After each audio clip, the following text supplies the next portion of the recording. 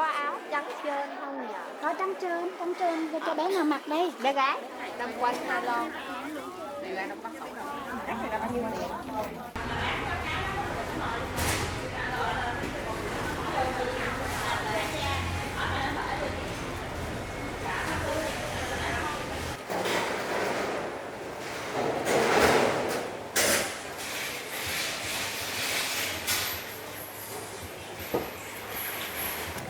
Mấy áo tôi cũng mua hết trơn á. Mấy áo thun nè.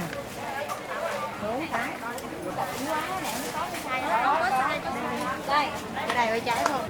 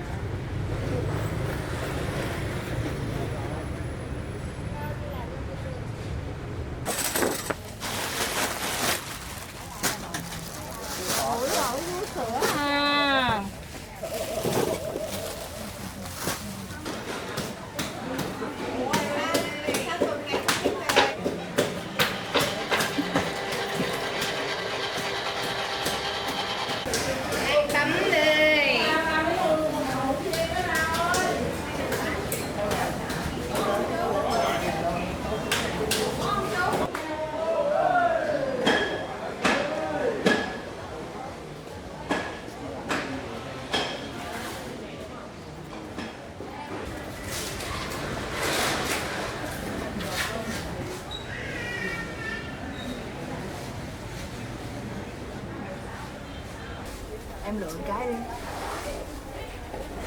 Ủa gì ạ? Dạ đang lựa. Mang bán gì không?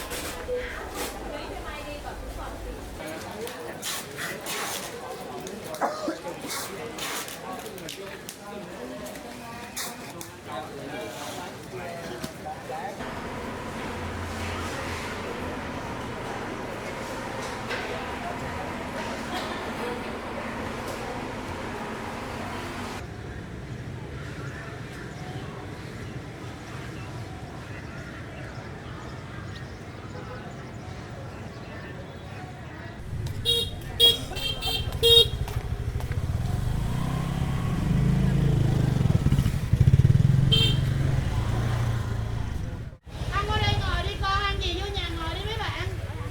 Ăn qua đây ngồi đi bạn ơi. Ăn gì vô đây ngồi đi con, mình mấy người cô lấy chảo cho. Hai người đó. Cái ăn gì cái bên bàn nè. Anh ơi, cãi bạn đây sao này con ngồi đây mà nó. 4 gì 6 người.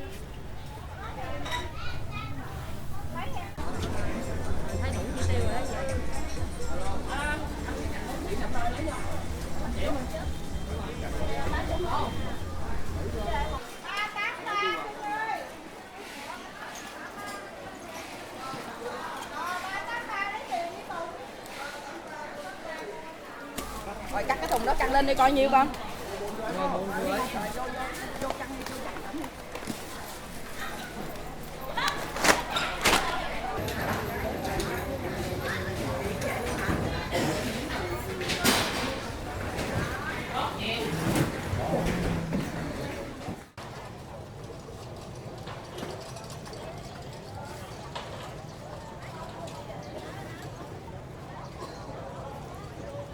Nước sôi, nước mắm luôn. Bún bấm, bún thái ngồi đi em.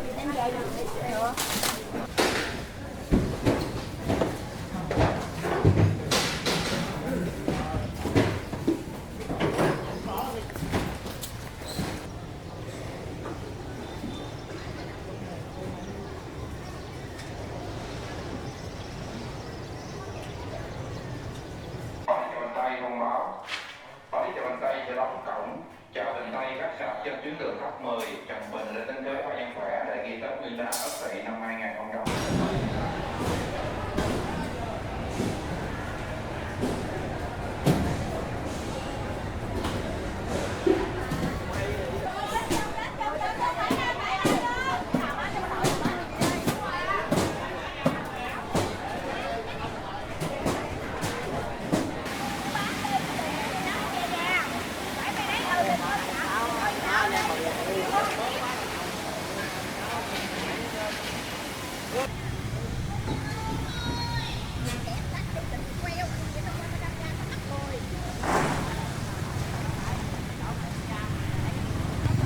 40 ngàn nắm dơm luôn. Cái kia mà đảo miếng đất nè. chở tiền. Còn Sài Gòn nó rải hay xong.